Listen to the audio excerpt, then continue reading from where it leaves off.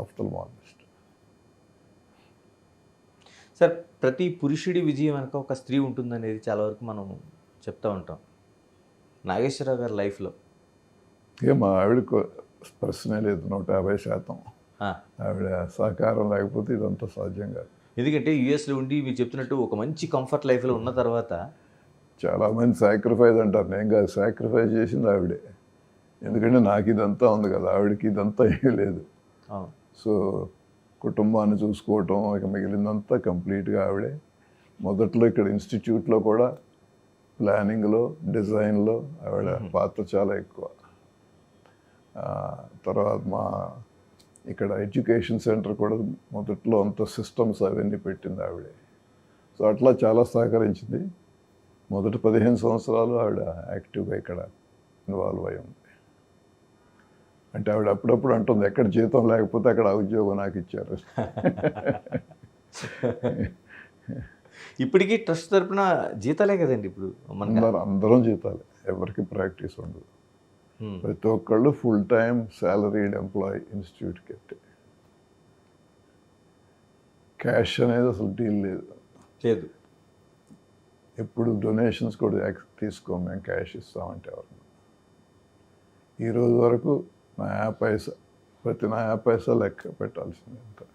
సరే, ఇప్పుడు ఇంత విస్తరించిన ఎల్వి ప్రసాద్ని కేవలం అంటే రాష్ట్రం విడిపోయిన తర్వాత ఆంధ్రప్రదేశ్, తెలంగాణ, ఒడిశా, ఎందుకంటే ఈ 3 రాష్ట్రాలకే పరిమితం అయ్యి ఎందుకంటే దేశవ్యాప్తంగా చాలా సంస్థలు విస్తరిస్తూ పోతున్న ఈ అంటే ఒకటి మనం అర్థం చేసుకుంది ఏంటంటే, దేశంలో అందరినీ మనం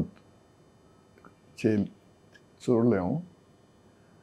ఏ ప్రాంతాల్లో ఆ ప్రాంతాల వారికే కనుక వాళ్ళ సామర్థ్యం మనం పెంచగలిగితే, వాళ్ళు ఆ సంస్థలను అక్కడ నిర్మిస్తే వాళ్ళ ద్వారా సేవలు అందుతాయి అందరికీ. మనం వెళ్ళలేము అన్ని చోట్లని మాకు గట్టి. అదే కాకుండా ఇక్కడి నుంచి చాలా మాకు అవకాశాలు వచ్చినాయి.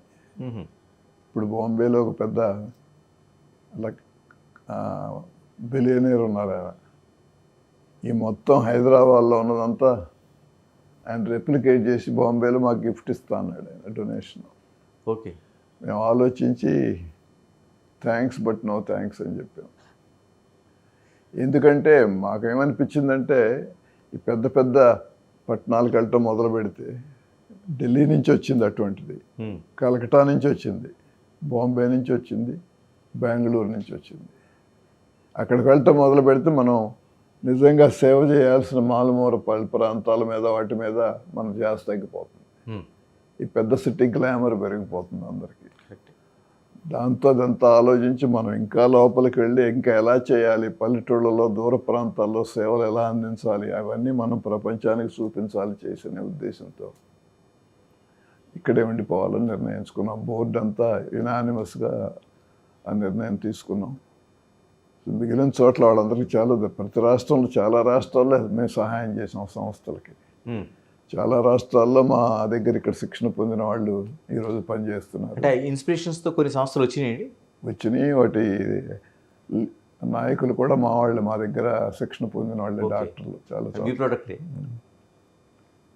ఇక్కడే కాదు, మిగిలిన దేశాల్లో కూడా, మన ఆఫ్రికాలో, ఏషియన్ అదర్ కంట్రీస్లో, మళ్ళీ 1-2 లాటిన్ అమెరికన్ కంట్రీస్లో కూడా మా వాళ్ళు ఉన్నారు. మేము అక్కడ వాళ్ళకి సహాయం చేసాం. దాని తర్వాత ఇక మా ఎడ్యుకేషన్ సిస్టమ్ ద్వారా ఇంకొక ఆనందం ఇచ్చేది ఏంటంటే, మా గ్రామీణ ప్రాంతాల్లో ఉన్న కేంద్రాల్లో ఆ ఉద్యోగాలకి అక్కడ ఉన్న పిల్లల్ని, ఆ ప్రాంతాల పిల్లల్ని, ఆర్థికంగా వెనకబడిన కుటుంబాల నుంచి వస్తారు చాలామంది.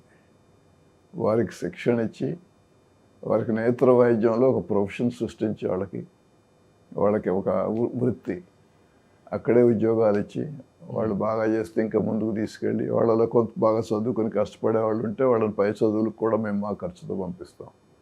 ఒకళ్ళిద్దరు PhD దాకా వెళ్ళారు, చాలామంది మాస్టర్స్ చేశారు. వాళ్ళలో బాగా చేసేవాళ్ళకి ఇక్కడ కూడా ఉద్యోగాలు ఇచ్చే అవకాశాలు ఇస్తాం వాళ్ళకి కావాలంటే. అదంతా చేసాం గ్రామీణ ప్రాంతాల్లో. అది ఎంతో ఆనందం ఇస్తుంది. ఆ పిల్లలు పెరిగే పద్ధతి చూసి వాళ్ళంత వాళ్ళు అయ్యారంటే అంతే కదా, అది చాలా ఆనందంగా ఉంటుంది.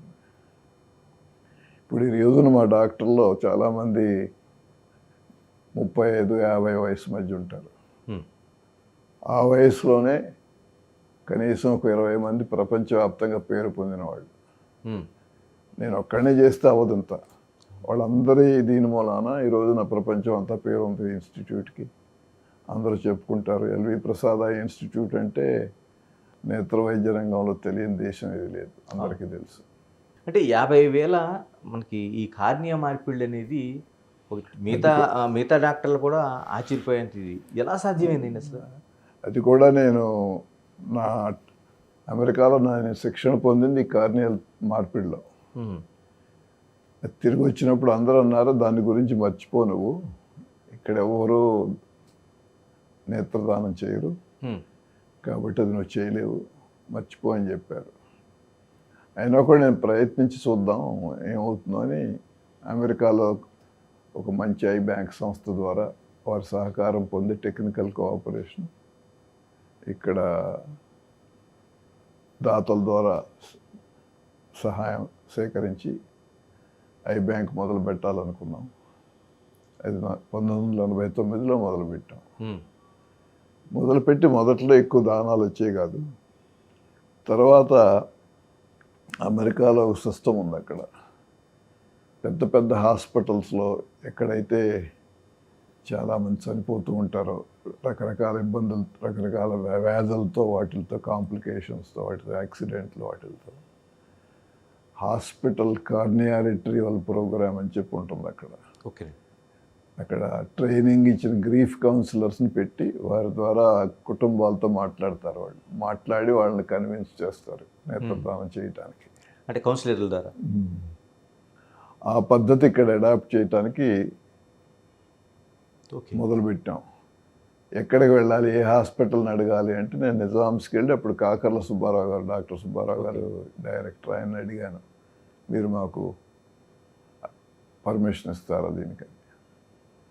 ఆయన 2 నిమిషాలు ఆలోచించి అన్నారు ఇంత మంచి పని చేస్తానంటే వద్దని ఎలా అంటా ఉన్నారు. వెంటనే అది మొదలు పెట్టేసాం వారి అనుమతితో. అక్కడి నుంచి చాలా హాస్పిటల్స్కి, హైదరాబాద్లో పెద్ద హాస్పిటల్స్ అన్నింటిలో కూడా అనుమతులు ఇచ్చారు ప్రభుత్వం ద్వారా.